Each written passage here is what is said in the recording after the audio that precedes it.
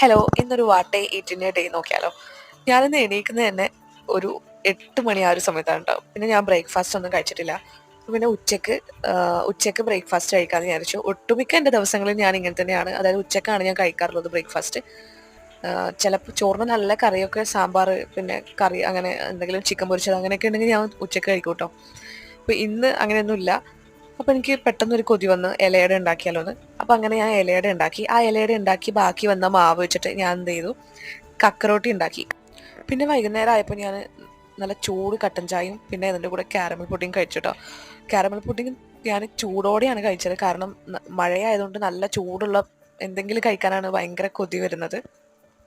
പിന്നെ ഉച്ചയ്ക്ക് ഉണ്ടാക്കിയ ഇലയുടെ കൂടെ ചായയുടെ കൂടെ കഴിച്ചിട്ടോ. പിന്നെ ഞാൻ ഒന്നും കഴിച്ചില്ല. രാത്രി ഒട്ടുമിക്ക ദിവസങ്ങളിൽ ഞാനൊന്നും കഴിക്കാറൊന്നുമില്ല. പിന്നെ ഇടയ്ക്കിടയ്ക്ക് കക്കിരിയോ അങ്ങനെ എന്തെങ്കിലും കഴിക്കും. അപ്പോൾ ഇത്രയാണ് ഞാൻ ഇന്നത്തെ ദിവസം കഴിച്ചത്. എല്ലാം ഒന്നും ക്യാപ്ചർ ചെയ്യാൻ പറ്റിയില്ല. ലൈക്ക് ചെയ്യാൻ മറക്കല്ലേ.